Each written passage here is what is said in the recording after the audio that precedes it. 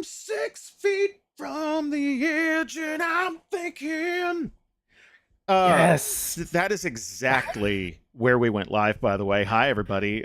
This is... Oh, good. Yes, perfect. Why This did both of is- you do that just now? Oh, we were that wasn't... That came out of wasn't fucking nowhere. choreographed. You No, had to okay. be there. You had to be there. So we were talking before we went live, right? About Creed and that song, and I always had a problem with the next line, which is maybe 6 feet ain't so far down. But he's talking Yeah. about the distance from the edge that he's standing, not the distance to the ground. Metaphorically, you're down. thinking it's a cliff. Then he's just... Oh, I thought it was a grave. Oh, is 6 it? feet under. I Yeah, but always he thought. doesn't mention. He said he's Yeah. 6 feet from the edge. He doesn't say the distance to the Creed ground. could But be like more if clear, he, is what but we're once saying. he jumps, he'll be 6 feet under. That's why 6 feet down Well, isn't that's not so much of a far in. cliff. That's not much of a cliff.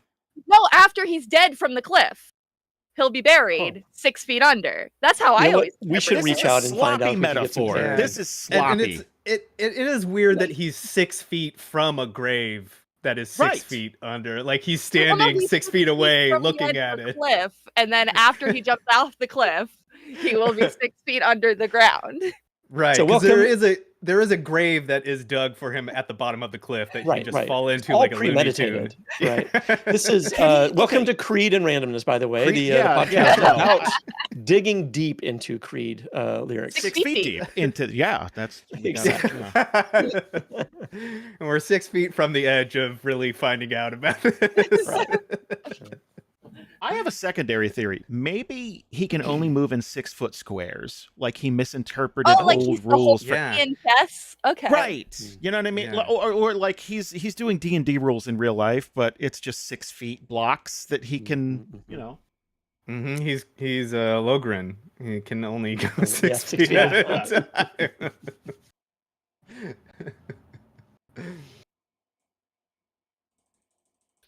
Anywho, Bree, you want to kick us off? I would love to kick us off. Okay. Okay. Let me grab a drink. Ready? Sorry, now it's in my head. It's Ian's fault. He started the call off with this. I don't even like Creed. I did. I just... I've Man. never had strong opinions. You don't have to have strong Ever. opinions about Creed. It's not required. Yeah, it's really a zero opinion kind of feel. Right.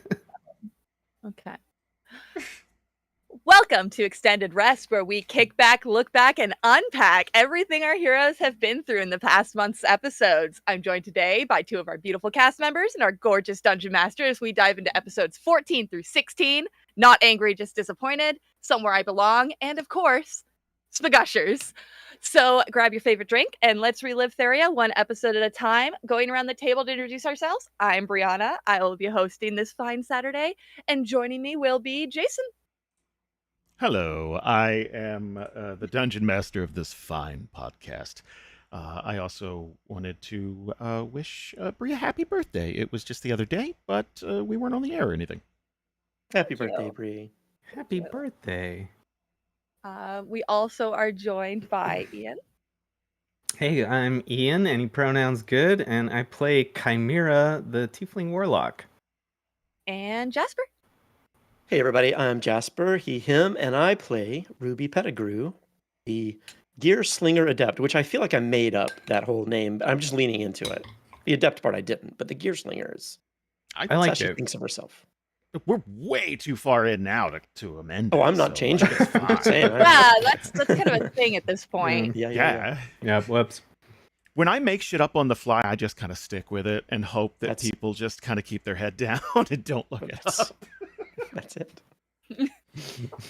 We were playing a game last night, right? I know it's crazy, but we have lots of Patreon sessions and stuff. And one of the rules in A5e, and I'm not exactly sure what the rule is for 5e, but let's say you're 6 feet from the edge of something, right? And it is a long way down, not 6 feet, but a long way down, say a precipice, and it's 20 feet to the other side. The rules in A5E state you can only jump, like if you're jumping horizontally, a long jump, you can only jump the distance of your strength score, which I in disagree feet. with. Yes, in feet. I disagree with that. I'd like to think, like, okay, if I had a strength score between 0 and 20, it's probably like a 12 or a 13, something like that, realistically. I don't think I'm flying 12 or 13 feet anywhere, but but I thought it should be like either an acrobatics or an athletics check. Like it should be a Yeah. judgment of how fit you are or how, you know what I mean? I don't know. Sure. Yeah, I like it. well, it could be both too, you know, like because let's say you're great at jumping, and you know, if you're just jumping on flat ground from one thing to another, you know, no problem. But if there's like rocky terrain, or I don't know, you're jumping on poles like it's a kung fu movie or something, then yeah, an acrobatics check or an athletics check seems like very Yeah, appropriate for that kind of thing. Yeah, this was just it went both well and poorly. I implemented the rule. It went great the first jump. Second Sure. jump, Czar Not so Czar great, jumped and Here's rolled a your 7 and just redness. kind of no. like that was it went So- yeah. So you mentioned this is a Patreon group, is that right, Jason? How do you become part of one of those Patreon groups that you're Oh talking man, this about isn't the here? greatest ad for that, but yeah, no, I If How you can- want how to can- jump down a hole, Yeah, how can you die off of a cliff? if you want to go to patreon.com/DANDR, you could choose to support us and keep dropping people off cliffs for the next few years, I'm hoping, at least. Or Rob made it. There were 2 people. I only have a 50-50 case study right now, but I'm hoping to get more data on that. I'm just going to put cliffs in every Patreon group to get that better sample I set. think we should put it in Frostborn. Put some more cliffs in Frostborn. No, we've already got loggers don't- falling into holes. We don't need Yeah. it. Speaking of Frostborn, Speaking of Frostborn, so the last few episodes have been weird in that I feel like. So let's start at the start. You guys finally caught up to your convoy. You've been what have you guys been calling it? The caravan. Caravan. yeah. Like the caravan you guys were trying to reach. And discovered pretty quickly that that's not going great for those people. And right away, I feel like your group, I don't want to call it soulless, but like there's a point of practicality where you start Yes. to get into like people make fun of like I've Pragmatic. been called a Vulcan pragmatic. before. It's very pragmatic. That you guys like Jason was describing like, yeah, there's a bunch of dead women and children, and there's like they're clutching their little dolls, and you guys were like, well, how much are the dolls worth? Like So there's a difference between murder hoboing, going around and being like, dead people, who cares? I want to steal. I truly think that they're in this Frostborn future world. There's a lot of pragmatism, especially between cities, where it's just like, another dead body. Okay, that sucks. I'll deal with that emotionally later. But do they have any boots that I could use, or do they have Yeah. anything on them that I could yeah. survive the rest of this day or night or something Yeah. like that? So I think it's not cold, because I think all of our characters have a lot of heart. But I think there is I'll deal with that later, that part later. Yeah, kind of a and thing that I always happens. actually did want to ask about Ruby specifically about like you can kind of tell that it's like a survival response, but Ruby does seem to be the youngest and most emotional of the group. It seems like maybe Chimera, but mostly Ruby. Do you think that is that going to sneak up on her? Like you said that she's going to deal with that later. How do you think Yeah. that works? Like That's a good question. So we haven't had a lot of recently we've been kind of go, go, go, go, go. Like we've got these kids, we've got fights, we've got were-rat queens, we've got caravans. There hasn't been a whole lot of downtime. And Ruby 100%, if you remember way back whenever the baby was found, the demigod baby, and handing that back over, she's got some weird hooks in her heart that I don't know, that are probably the kind of thing she pushes down most of the time. It doesn't mean anything bad, just so much as that she probably puts on a brave face.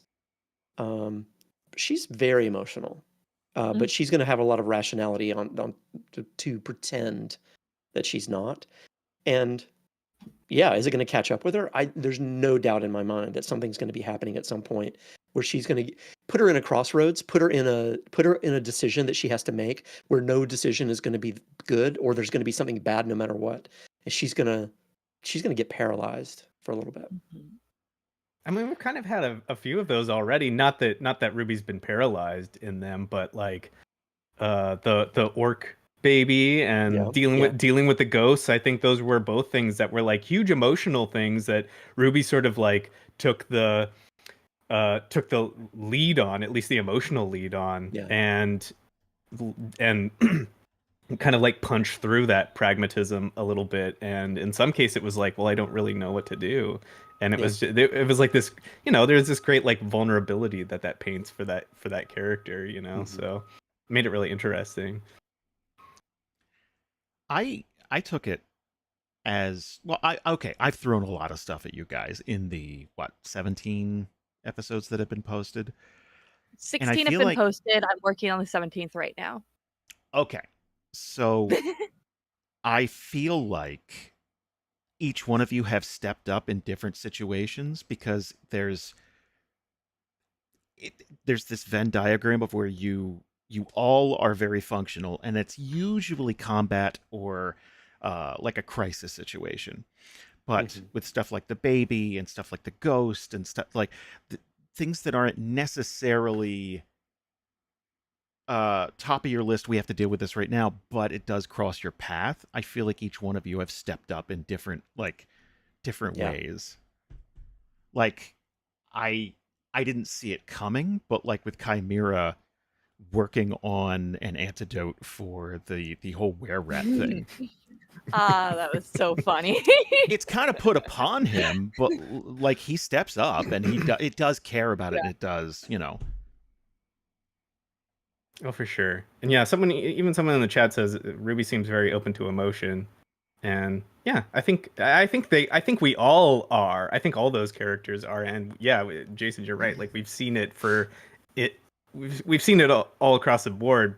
But I love how it feels like it's come out, rather than being presented or in your face. It feels it really feels like it's had to come out. Yeah, and every episode feels sort of like the road, where it's apocalyptic, where we have to like just get those boots, take the boots off the body, but and I love that that's the tone of the world too. So when those moments punch through, they really punch through. It's nice. I think like the caravan thing.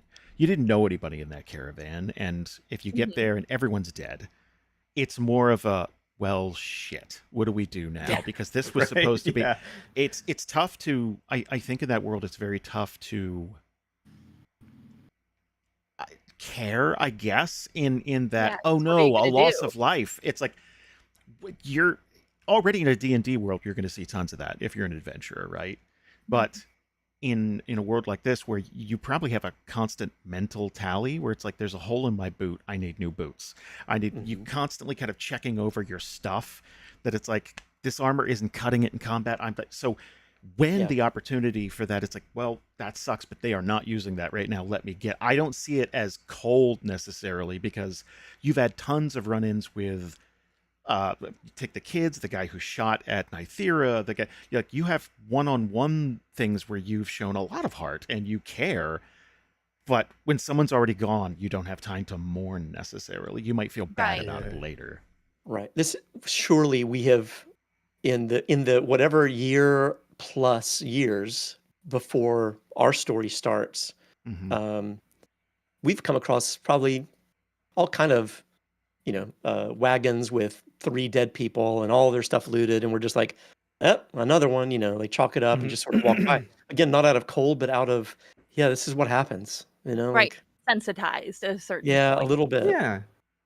I remember when we came across that, like the first thing I was thinking was like, oh, these fictional kids, like that's the first time they're probably seeing this, but True. Yeah. it's so like well, you can't put that genie back in the bottle. So we just have to like live in this present now, and that's just kind of how it is. What are we going to do about that? Yeah. I also feel like with the kids, right? They're at that age where obviously they're going to think what they think and feel what they feel, but they're in a situation where they have to look to you guys, the party, and see how you react, and then Mhm. you know what I mean. Obviously it's probably not the first time most of them have seen death, but straight up murder and decapitations. It's like that, such a callous disregard for life. They weren't there to loot anything. They were just there to kill and look for one object, right? So Yeah. I think they might, if you guys were extra callous about it, or it's like who can, like they kind of stuff that emotion down and try not to show that. They want to show you that they can handle things and be out and about without losing their shit, I think. Evil Realm Games in the chat just said, when I'm gone, even outside of the apocalypse, I hope people use and enjoy my things. I won't need them. Right. And Yeah, I do. same. I Yeah. totally see where that is. Honestly, Um, that's what Jameson says as Logren almost every time. It's like, he doesn't need them. Like, yeah. Yeah. get the boots, get the axe. He doesn't need that anymore. Yeah. There is a pragmatism, but as we know, it's not. Logren isn't. I mean, he's emotional. I mean, he's white knuckling through his tense. days all the time. Yeah. He's incredibly emotional, but he's going to be practical because you Yeah. gotta be. I don't think there's a choice. So during the scene with the carriage, Ruby and Logren went off to go chase down the person who had seemingly run away. At the same time, Chimera was the one who kind of pieced together what happened. And I think something that's really interesting is That was that so cool. yeah, it was first of all, it was really cool. But second of all, it spooked Kogoth. So like, Yeah. I want to ask Ian, what do you and Chimera think of that situation? Like, Chimera yeah. being afraid, how does Ian respond to that? And then also, how does Chimera feel about that? Like, on a scale of frightened to intrigued. Like, I mean, it's both, right? Like, because as a player, I'm like, oh, okay, that's got this person like, acting, not acting like themselves. Like that's really really fascinating. On top of everything that we've been described and seen. So like that's really cool, and I think that played out really cool, and I think for Chimera like. I don't think that happens very often. I don't think it's not ever happened, but I think that like it like that kind of thing is like just one of those things where you like when you've been with someone for a long time and you just know something's off and you're like, oh damn, like, and that's kind of why. No, I mean that is why.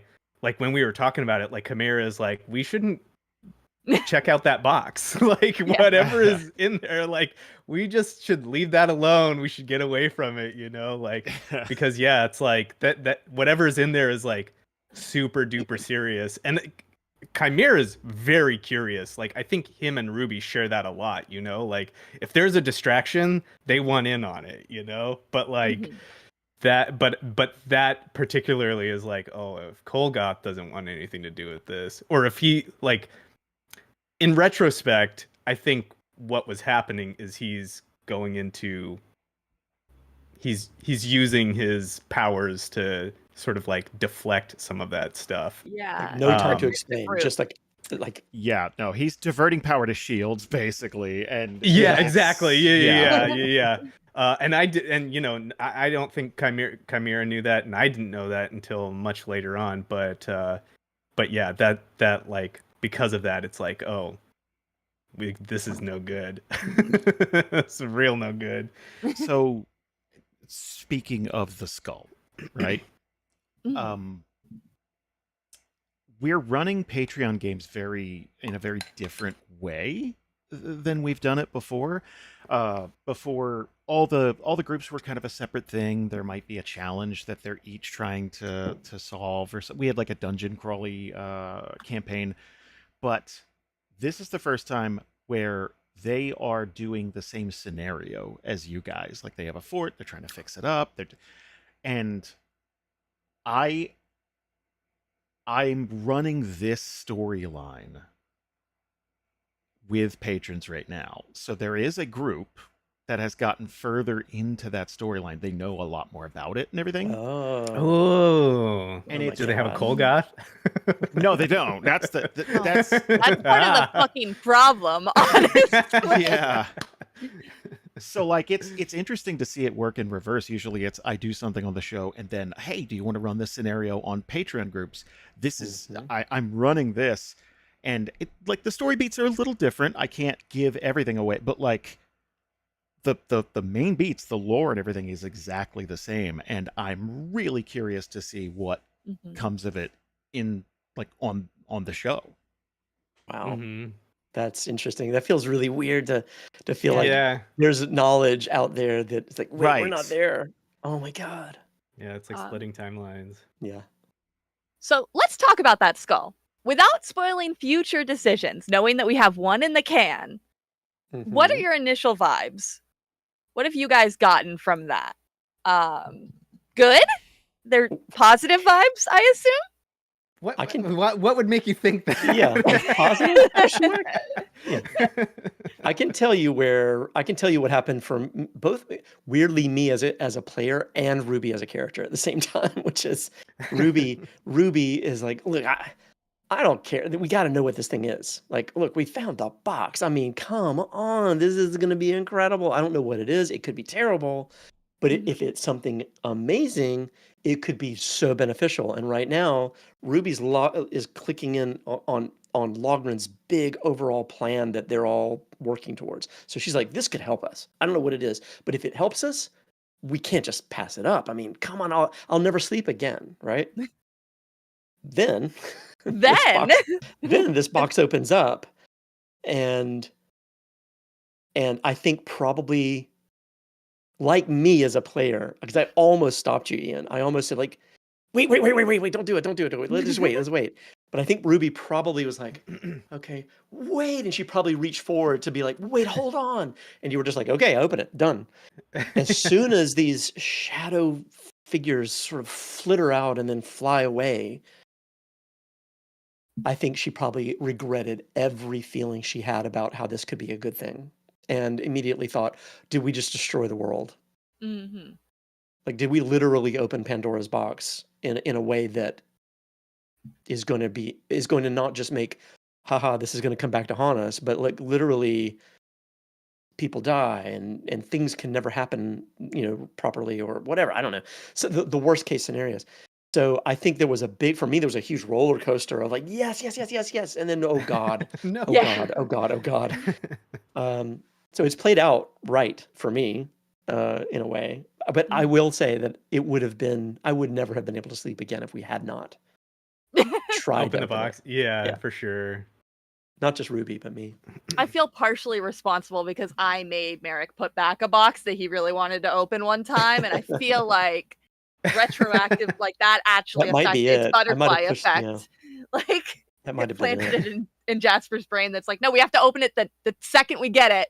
Some bitch I'm- can tell us to put it down and walk away. I created a character specifically designed that when find box open, like that is it. Like that's what Ruby does. And yeah, too, I think we touched on this in the show, but whoever wrote that note should have put in a lot more context. Because yeah, come on, when you just put a box like that says, "Hey, don't open this," you want to bury it deep. It's like, Oh, but I want to see what's inside. Well, let's see I what we need wanna to bury know. deep. Yeah, Let's why? see. Give me Yeah, the let's. why. Yeah. We'll look at it, So, and then we'll bury it deep, Jason, like it says. Like no big deal. as the DM, did this go as expected? Yeah, yeah, that's a good question. Yeah. Like when you You're when you muted. knew that you are muted. When you My knew bad. that you had a note that said bury it deep, was Mm-hmm. there any part of you that thought That was just a they'll personal keep note this? he was keeping for himself.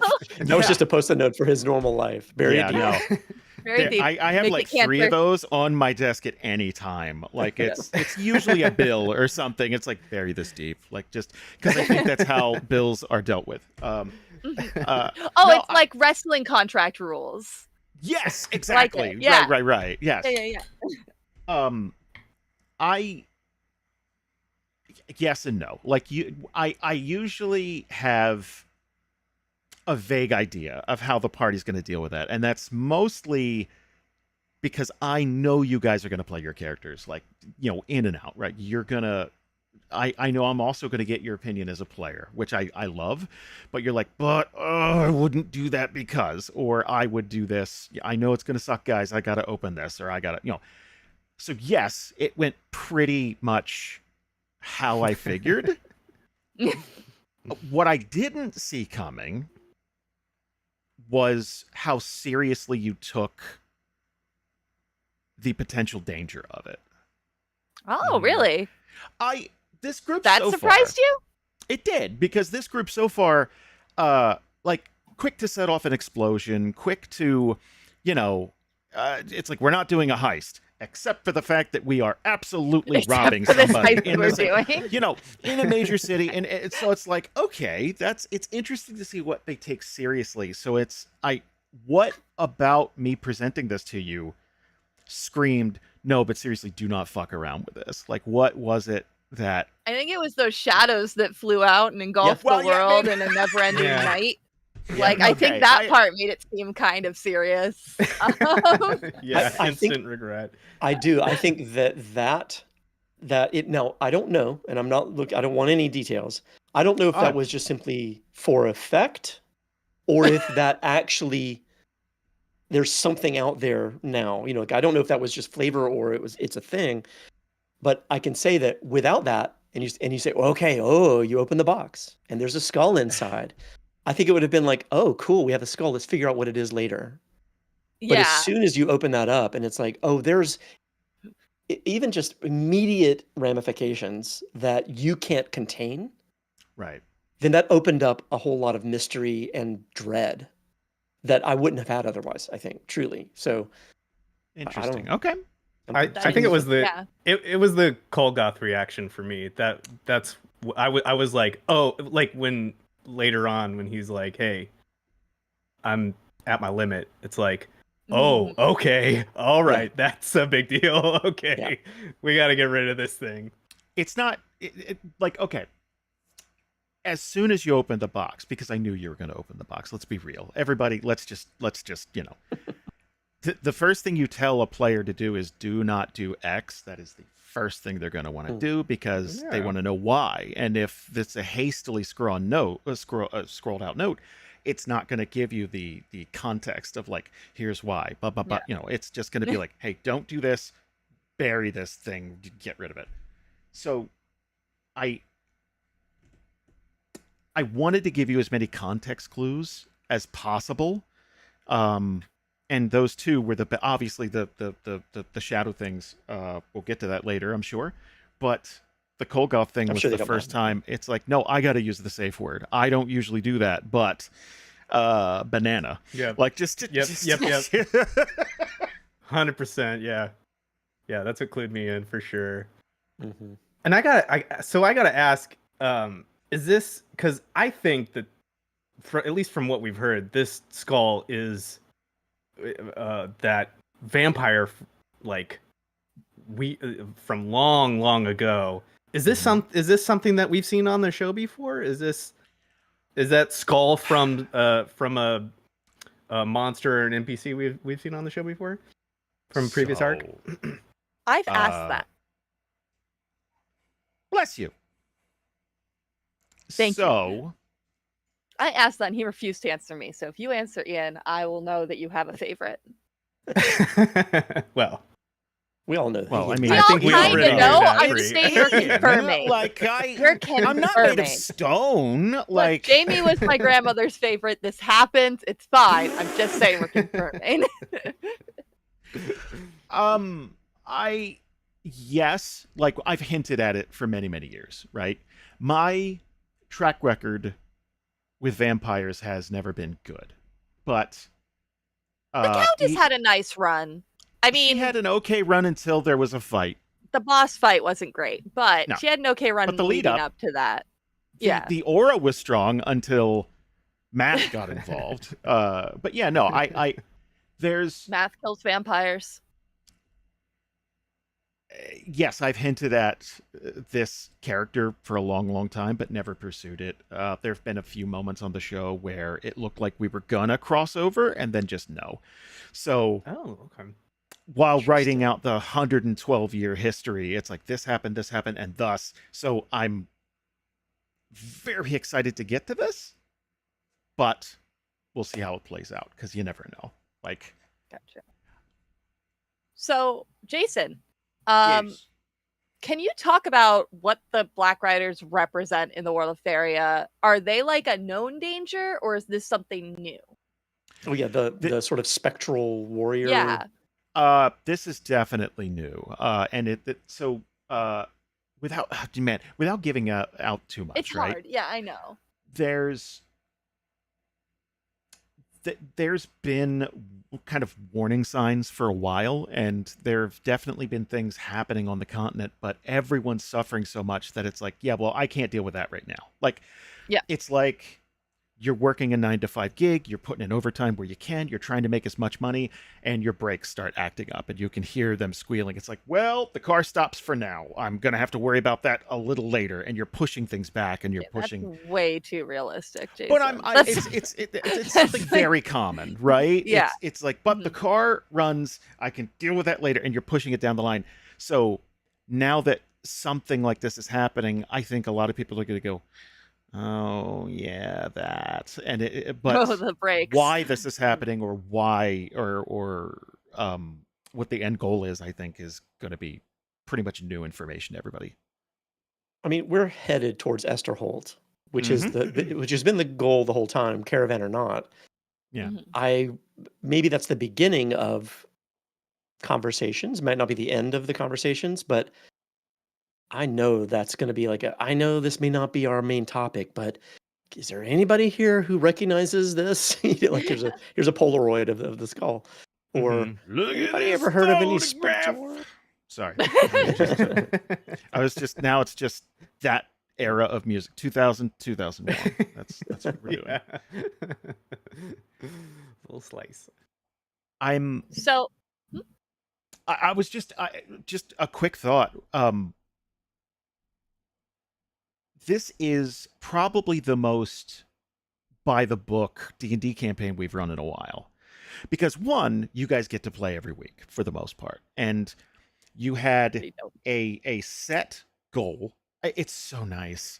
Uh, I wanted to say, like, yeah, I think Logren is like he's as you said, he's pragmatic, but he is very pig-headed about like this is what we're gonna do and this is the way that we're gonna do it. And yeah. there's gonna be a point where he's like, no. We're just going, and he's the boss. Like, you know, we he's the boss. He's truly the boss. Mhm. He's not a jerk boss. He's not like No. bossing us around. He's just like, look, I want to hire you. I want to do this thing. And we're like, I buy into that. yeah, I'm your 100%. friend and I'm loyal, kind of a thing. So you know what? If he gets to that point, then we'll have to listen. You know? I like thinking about it too, because like, and a lot of the side stuff that we've done, like the caravan, seeking out the caravan, the rat queen thing that we decided to take care of, like that has yielded like treasure and loot and stuff, which there's a lot more of, which makes me so happy. Thank you so much, Jason. I love it so much. Well, but okay, look, if you're running into things love like the that we're caravan, I'm sorry, if you're running Yeah. into things like the caravan where there's so many casualties and people have died, they're going to drop their stuff. And I thought Yeah. that, you know, kind of raising that would be Like I it's did only have- fair. I did but have a lo- question written down of which part of the loot are you most excited or nervous to use? So if you guys want to think about that in the background, like we'll come back to it. I just really like that like it's also baked into our plan and story a little bit, because I think about a lot of the times like some of the stuff that we need to make this happen is money, or resources, and that's like one of the things that we need. So it's exciting to like get loot, because as a player it's like cool to like get those special things and stuff like that. But in story too, it's like exciting because it's like, oh, we're getting resources to like enact the thing that we're trying to do, which is really, really cool. I love that. Yeah. Oh, the piece of loot that I'm most excited for. I've been really thinking about, we got a boomerang a while back, and I've been really thinking about turning that into my packed weapon, because I think that would just be fun. Oh, That would be so fucking Because funny. it's like it's throwable. Like right now, by the book it's a sword, but you can use whatever magical weapon you want. You just gotta attune to it. And so I was like, a +2 boomerang might be fun, because it's like something that comes back and you can throw it, and like it's an eldritch that's almost boomerang. perfect. Yeah, and I was like, that might be cool. I might need to like pretty dope. flavor it a little bit, but yeah, I've been thinking about that in the back of my head. Like, do I want to play with this boomerang at all? Think you know the answer. That's definitely a melee weapon too, because it's got like 2 serrated ends, right? So you can hold it by the middle and just like it's basically a short sword or dagger or something. That could be Sounds like be a really mini cool. batleth a little bit. Yeah. In the book it's a club. Like it says this club is, so it's like a club. It's that's what it says in the book. Weird. When you look up boomerang. Yeah. So but you could use it as a melee weapon too. Yeah. Ruby would absolutely help with engineering, carving a couple little holes and a little grip on it and whatever to make it. Oh, that would be cool. Okay, well maybe we got something cooking there. I think. The loot. I am, as a player, I'm obsessed. I don't know that Jameson wants this at all. I want Logren to have that flamethrower weapon. I don't remember exactly what the description of it was, but whatever that thing was, it would just be a flamethrower. I want to see Logren go, all right, and then he slams his shield down with his bonus action, and all of a sudden it's like, and it's just flames like coming off of this thing. I want to see it. I like that on paper, Logren's becoming nigh indestructible, but also immovable. Like he is. He needs wheels. He's slower and slower and heavier and heavier. We're gonna need a dolly to take him around in the city. I've never seen such a 1-to-1 trade-off of, yes, you can have this. However, like it's just, and I've never seen a player so eager to be like, yeah, and gimme. Yeah. Like, I mean, he's.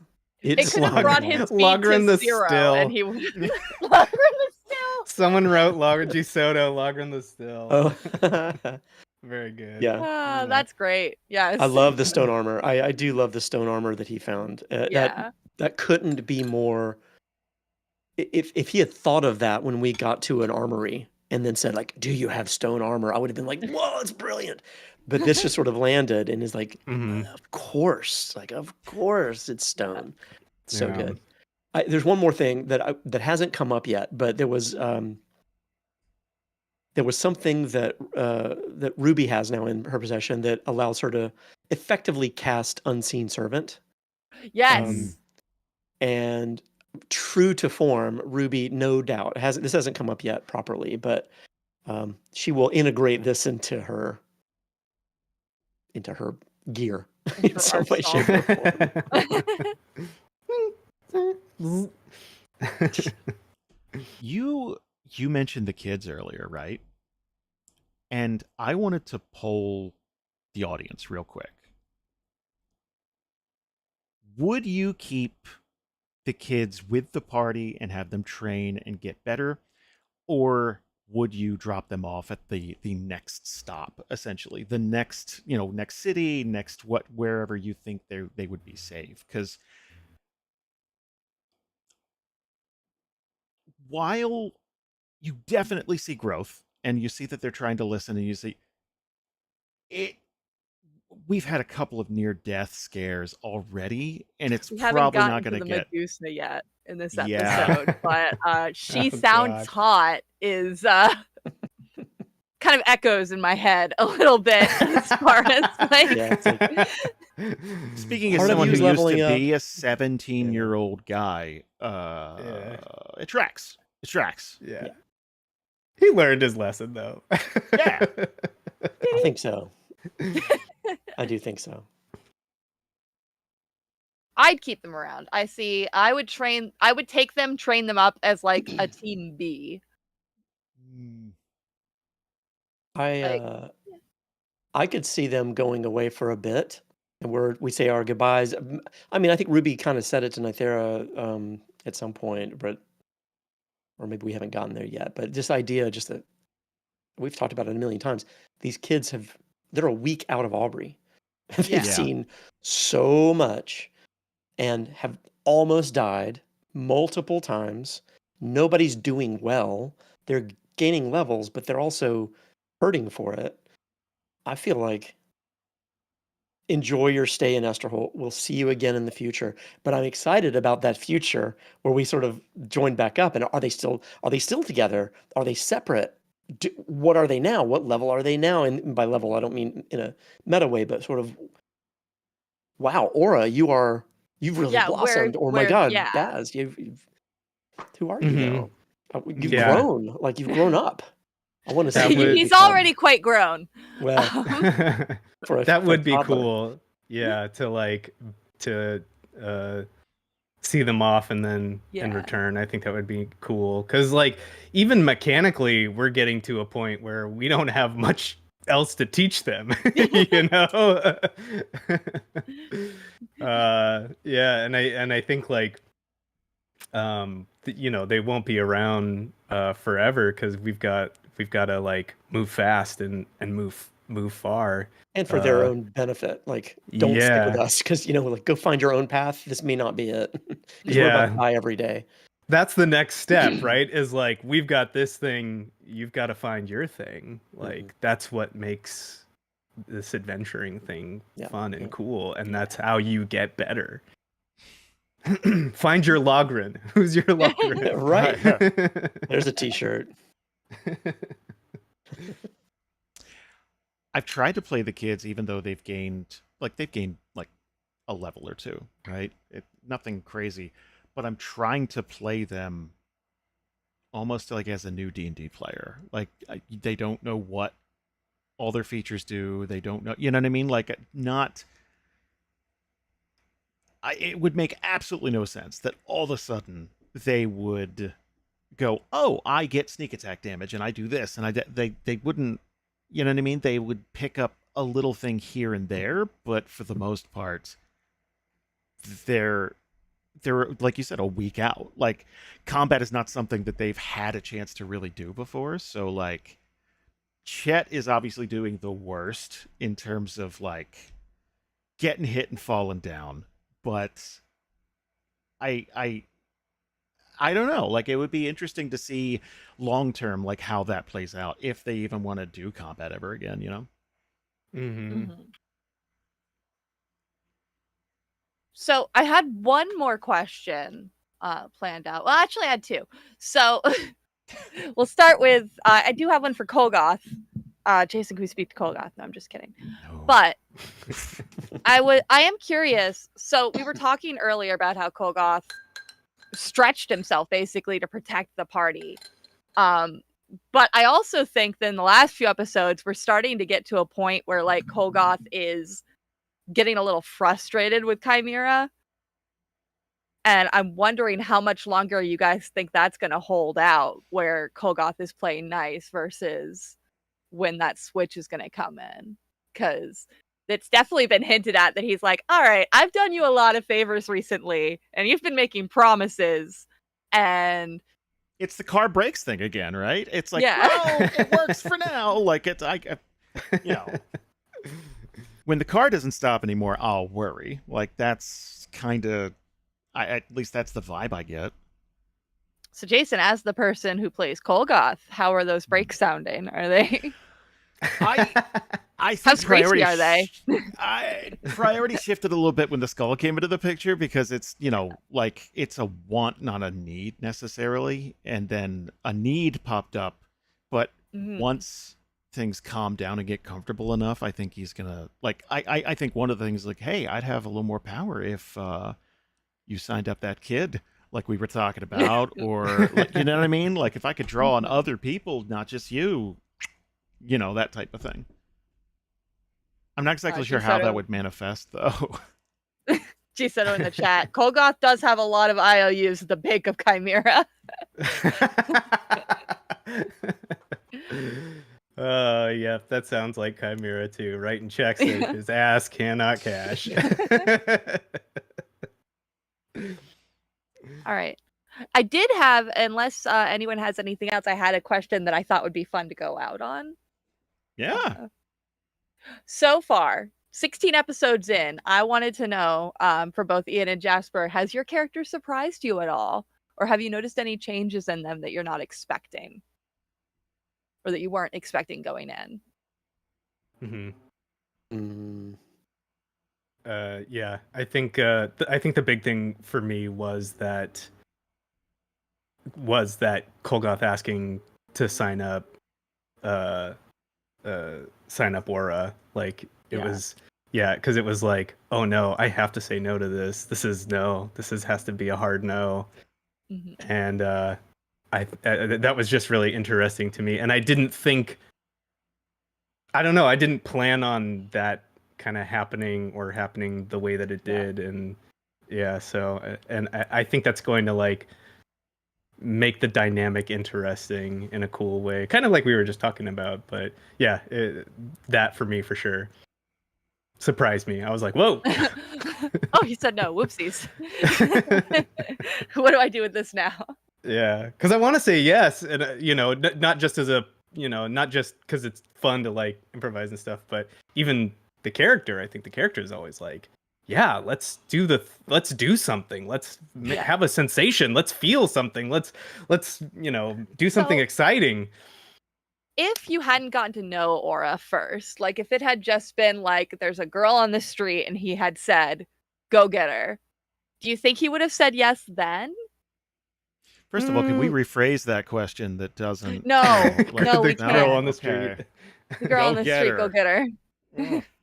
I think it has, and I don't want to talk too much about it because I know we did last time we spoke about this, but I think it has a lot to do with her age, for one, just being really young, and having to do with the situation, having to choose out of desperation, and those kind of things. Those things really played a factor into that decision. So if it was just like someone on the street, if they were as young as her, probably not. But if it was just like some lady who was like, oh gosh, I really don't like the way my life is going anymore, like I think Chimera would for sure be like, hey Kolgoth, you need someone to help sell your Tupperware? Like, let's go. I love your some lady voice. You have a very good some lady voice. If I ever very present Mrs. Doubtfire of you. If I ever present an NPC like that, that is bait. Do not. It's like, oh my life. I hope no. Like it's just doesn't. I hope no one offers me ultimate power of some kind. I would hate to tap into that. What about you, Jasper? Do you think has Ruby surprised you at all? I want to say yes because that sounds like the right answer in a lot of ways. But here's what I will say: no, in a good way. I feel like we planned so much about our characters and all of their history, not like every detail of their histories, but their history together.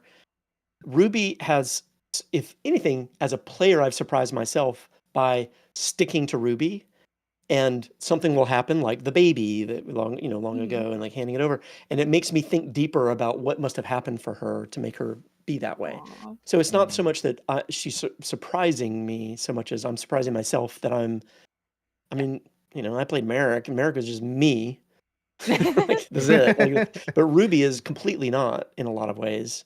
Mhm. Maybe not completely not, but she has some very particular things Quite a about bit her not. that I have to Yeah. lean into. So that's been surprising and fun. That's been the fun part, For sure. truly. Yeah. Awesome. Now, before we head out in any way, I did tell the kids who are with me because I'm Yes. at my mom's. Ah, I told them that they could make a guest appearance, and I think what we could do is ask them simply, "Who's your favorite character on Frostborn and why?" Love it. And I don't think it's going to be Ruby. It might be Ruby. I think it might be my Nythera. hmm. It's probably gonna be nice here. I've just let them know to come down, and we'll see, and we'll do one by one because I've got headphones in. And I want to make sure that. But if we don't do this, they're gonna They're gonna be sad. I don't want them to be very, sad. very Yeah, upset. no. I understand.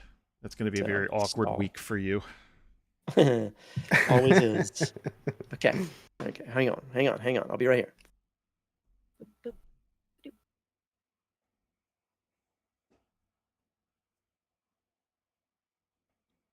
Ah.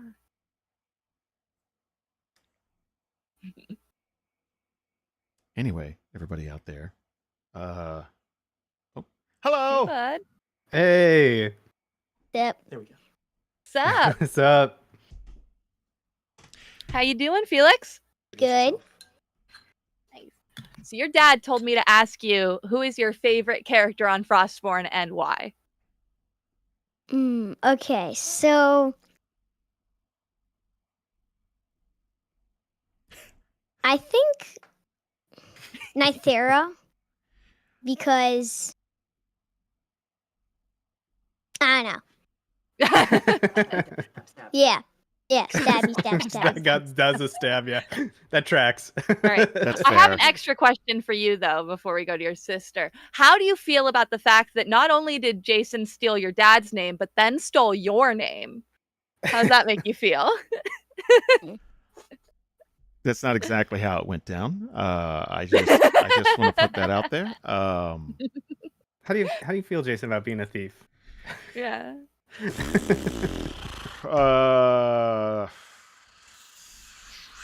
Here's the thing. So, okay, the Felix character only was on the show for a couple of minutes. The Jasper thing, I had to take your dad's name just because two Jasons would have been confusing. Like, get it? Okay, that makes sense, I suppose. Oh,